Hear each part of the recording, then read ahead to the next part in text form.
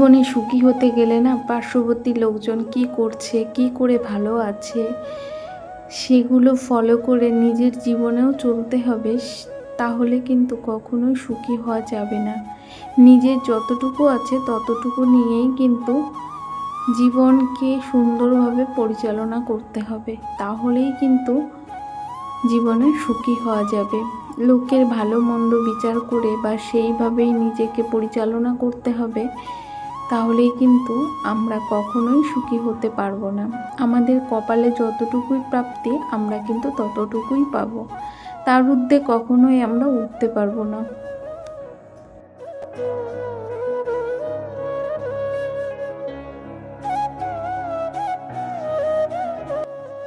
আমি হলাম খুব সাধারণ ঘরের একজন গৃহবধূ।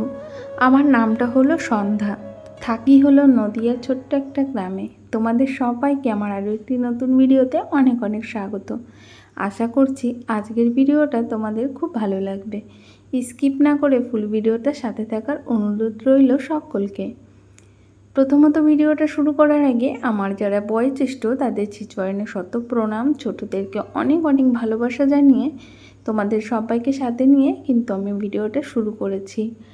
আজ উঠেছি সকাল 6টার সময় ঘুম থেকে উঠে। আজ না প্রথমেই আগে জামা কাপড়গুলো কেচে দিলাম। আর এই দেখো মারাত্মক একটা ভুল করে ফেলেছি আমি। সেটা হলো প্যান্টের পকেটে টাকা ছিল, আমি না দেখিনি। আর এই টাকাগুলো কিন্তু আমার হাজব্যান্ডের। আর এই দেখো সমস্ত টাকাগুলোই ভিজে গেছে। আজকে না আমার প্যান্টটা চেক করা হয়েছিল না, মানে খুব ব্যস্ত ছিলাম, তার জন্যই সকাল সকাল ভাবলাম কাছাকাছিটা করে দিই। রোদ উঠেছে একটু, রোদের দেখা পেয়েছি তো ওই জন্য মনে একটু ছটপট ব্যস্ততা কাজ করছিল। তার জন্য ঝটপট করে প্যান্ট জামাগুলো নিয়ে এসেছি। আর নিয়ে এসেই দেখো এই যে কেচে দিয়েছি। এখন দেখলাম সমস্ত টাকাগুলোই আমি একসঙ্গে কেচে দিয়েছি। তাই কাচতে কাচতে যেই হাতে বাঁধলো, তাই সমস্ত টাকাগুলো বের করে একটু রোদে মেলে দিলাম। আজ কিন্তু সকাল সকাল বেশ ভালো রোদ উঠেছে। তারপরে আমার কাছাকাছি হয়ে গেছে, এখন জামা কাপড়গুলো মেলে দিচ্ছি। আর জানো তো এখন কিন্তু প্রতিদিনই বৃষ্টি হচ্ছে। আজকের বারটা ছিল রবিবার, আর আজকে তো ছুটির দিন, প্রত্যেকেই বাড়িতে আছে। আজকে কাজের চাপ কিন্তু অন্য অন্য দিনের থেকে দ্বিগুণ হবে। ওই জন্যই কিন্তু সকাল সকাল উঠে আগে জামা কাপড়গুলো কেচে দিলাম। আর কেন বললাম দ্বিগুণ বলো তো? সকালবেলা তো যেদিন স্কুল থাকে বা অফিস থাকে সেদিন তো সকালে রান্নাবান্না করে আর দুপুরে রান্নাবান্না করতে হয় না, কিন্তু আজ তো সম্পূর্ণটাই উল্টো। সকালবেলা টিফিনও করতে হবে, আবার দুপুরে রান্নাও করতে হবে। ওই জন্য আজকে অনেকটাই ব্যস্ত আমি। তাই যে তোমাদের সঙ্গে কথা বলতে বলতে সমস্ত জামা কাপড়গুলো মেলা হয়ে গেছে। আর টাকাগুলো দেখলাম বেশ একটু জলটা টেনে গেছে। এখানে তো বসে থাকলে হবে না, ওই জন্য ভাবলাম যে না টাকাগুলো, তার জন্য এই যে টাকাগুলো সমস্ত তুলে নিয়ে ঘরে নিয়ে চলে আসলাম।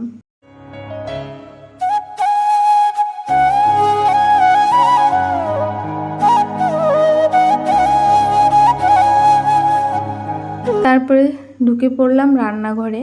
রান্নাঘরে একটু টুকিটাকি কাজ আছে। রাতে তো কিছুটা কাজ আগিয়ে রেখেছি, তারপরেও সকালবেলা উঠে তো বাসি ঘরটাকে ঝাড় দিতে হয়, গ্যাস ওভেনটাকে মুছতে হয়। আর প্রতিদিনই তো এই কাজগুলো করি আর তোমাদের সঙ্গে প্রতিদিনই শেয়ার করি। তবে আজ দেখালাম আমি কিভাবে রান্নাঘরটা ঝাড় দিই, সেটাই তোমাদের সামনে প্রেজেন্ট করলাম। তো বন্ধুরা, রান্নাঘরের অনেক কাজই কিন্তু তোমাদের সঙ্গে আমি শেয়ার করি না প্রতিদিন। কেন বলো তো? জায়গাটা বড্ড ছোট। আর সব থেকে বড় কথা, ঘরেও একজন ভাড়াটিয়া থাকে, তাকে আমি দিদি বলে রাখি। আর বোঝো তো, যতই মেয়ে হোক তার সামনে আমার একটু ভিডিও করতে একটু হলেও অসুবিধা হয়। ওই জন্য আমি প্রতিদিন ক্যামেরা নিয়ে ছোটাছুটি করি না রান্নাঘরে। ওই ঘরের মধ্যে যেটুকু করি সেটুকুই তোমাদের সামনে প্রেজেন্ট করি। আর রান্নাঘরের অনেক অনেক কাজ করি, সেগুলো কিন্তু প্রতিদিন তোমাদেরকে আমি দেখাতে পারি না।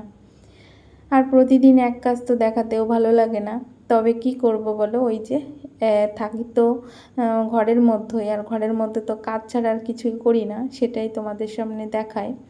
আর এই দেখো রাতের এই যে এইটুকু বাসন ছিল, সমস্ত বাসন আমি মেজে রেখেছি। শুধু এই সসপ্যানটা ছিল আর একটা থালা আর এই যে বাটি ঘটি, এটুকু মাজতেই এখানে প্রচুর কষ্ট হয়। কেন বলো তো, আমি নড়তে পারি না, চড়তে পারি না, ভাবি এটা যদি আবার পড়ে যায় ঠং করে আওয়াজ হবে, সে একটা মনের মধ্যে ভয় থাকে। তারপরে আস্তে ধীরে এখানে বসে কাজটা করতে হয়।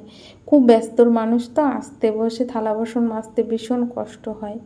তবে কি করব, জায়গাটা বড্ড ছোট, ওই জন্য আস্তে ধীরেই থালা বাসনগুলোকে মেজে নিলাম।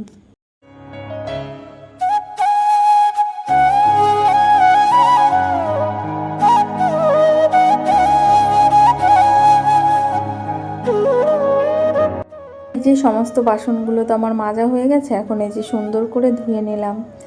আর এই যে ধোয়া হয়ে গেছে, এখন বাসনগুলো ঠিকঠাক জায়গায় রেখে দেব। দেখবে জায়গাটা জায়গায় না থাকলে না, রান্না বান্না করতে বসে আবার এটা খুঁজতে হয়, ওটা খুঁজতে হয়, হাতের কাছে পাওয়া যায় না। ওই জন্য ছোটো ছোটো জিনিসগুলো একটা জায়গায় রাখলাম, আর যেগুলো একটু বড় সেগুলো আলাদা জায়গায় রেখেছি। আর বাটিগুলো তো সবই ওই র্যাকটার মধ্যে রেখে দিই। তাহলে আমি যখন কাজ করি তখন সমস্ত কিছু কিন্তু হাতের কাছে এক নিমেষেই খুঁজে পেয়ে যায়। ওই জন্যই আমি বুদ্ধি করে সমস্ত কিছু এক একটা জায়গায় ভাগ করে রাখি। তারপরে চলে এলাম ঘরে, আর ঘরে এসে দেখলাম এই জানলাটায় বেশ ভালো ঝুল পড়েছে, তাই ঝুলটা ঝেড়ে আর বিছানাটাকেও সুন্দর করে তুলে নিয়েছি। আর কিছু জামা কাপড় ছিল সেগুলোও ভাঁজ করে নিয়েছি।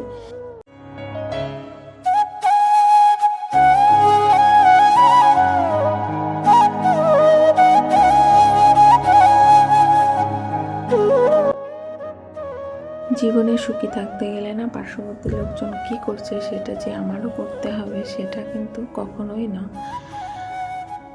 আমার যেমন দেখো, ছোট্ট একটা টিনের ঘর ছিল, সেখানে কিন্তু আমার কোনো উঁচু দালান ছিল না, ছোট্ট একটা ঘর ছিল। সেই ঘরটার মধ্যে কিন্তু আমি থাকতে থাকতে পরিস্থিতির কারণে আবার চলে এলাম ভাড়া বাড়িতে।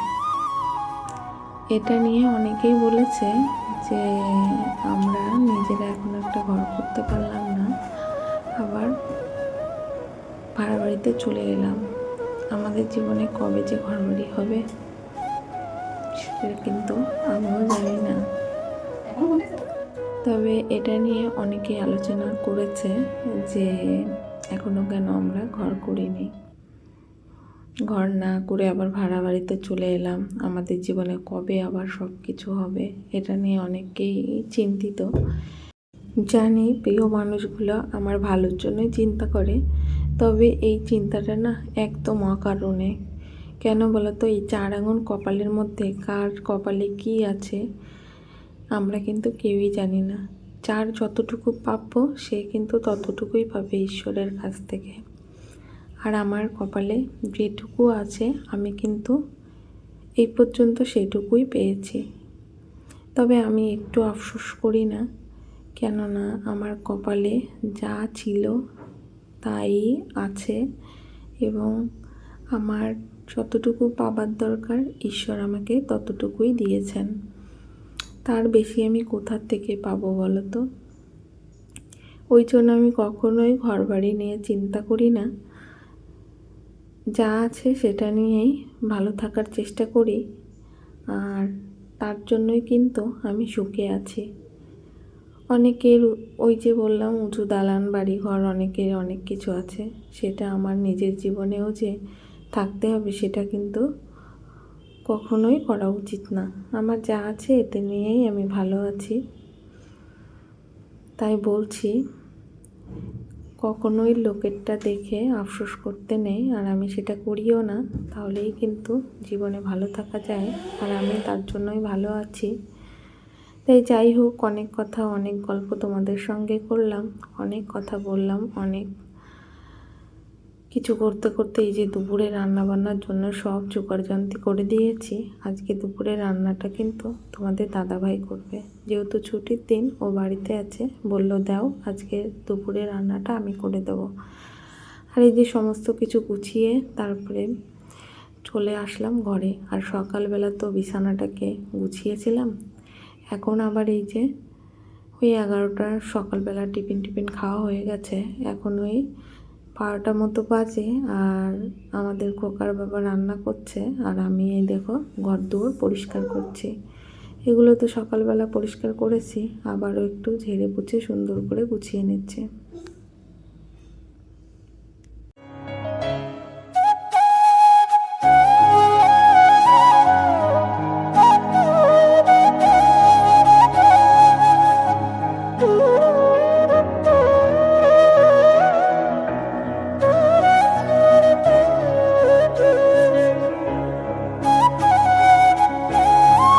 তারপরে এই দেখো, আজ তো রবিবার, একটু ছুটির দিন, ছেলেকে কাছে পেয়েছি, ওই জন্য ছেলের নখগুলোকে কেটে দিলাম। তারপরে বেশ গরম পড়েছে জানো, আর বাইরে কিন্তু বেশ ভালো রোদও আছে এখনও। আর এই যে এই জায়গাটায় জামা কাপড়গুলো ভাঁজ করে রাখি, তাই সেই জায়গাটাকে একটু সুন্দর করে ভাঁজ করে নিলাম। আর ওদিকে কিন্তু সোনার বাবা রান্না করছে। আজকে সোনার বাবার রান্নাটা তোমাদেরকে দেখালাম না। আজকে আবার রান্না করতে করতে না গ্যাসটাও শেষ হয়ে গেছিলো। গ্যাসটা না, এই যেটা ওভেন না, ওই ওভেনটা খারাপ হয়ে গেছিলো, সেই ওভেনটাকেও সেরে নিয়ে আসলো ওদের খোকার বাবা। তারপরে রান্নাটা করছে। আর আমার ঘরের প্রত্যেকটা কাজবাজ হয়ে গেছে, ঝাড়ু দেওয়া হয়ে গেছে, মানে ঘরটা একদম নিট অ্যান্ড ক্লিন করে নিয়েছে। এখন এই যে গরম লাগছে, তাই চুলটা সকালবেলা ধুয়েছিলাম, ভালো শুকায়নি জানো তো। তাও কী করব, গরম লাগছে, যে উঁচু করে বেঁধে রাখলাম। এই পর্যন্ত যে সকল বন্ধুরা আমার ভিডিওর সাথে আছো, তোমাদের সবাইকে অসংখ্য অসংখ্য ধন্যবাদ। প্রত্যেকে এইভাবে সাথে থেকো, পাশে থেকো। আর প্রতিনিয়ত যারা কমেন্ট করছো, তাদের সবাইকে অসংখ্য অসংখ্য ধন্যবাদ। প্রিয় বন্ধুরা, প্রত্যেকে এইভাবে আমার পাশে থেকো, সাথে থেকো। তোমাদের সবাইকে অনেক অনেক ভালোবাসা। আর এই দেখো, দুপুরে রান্নাবান্না হয়ে গেছে 1টার মধ্যে। আজ দুপুরে রান্না হয়েছে কাতলা মাছের ঝোল, বেগুন দিয়ে ডিম দিয়ে একটা পাতলা ঝোল, আর হয়েছে ডিম ভাজি আর সাদা ভাত। তাই ভিডিওটা এখানেই আমি রাখছি। তোমরা প্রত্যেকেই ভালো থেকো। দেখা হবে আবার নেক্সট ভিডিওতে। Tata, bye bye.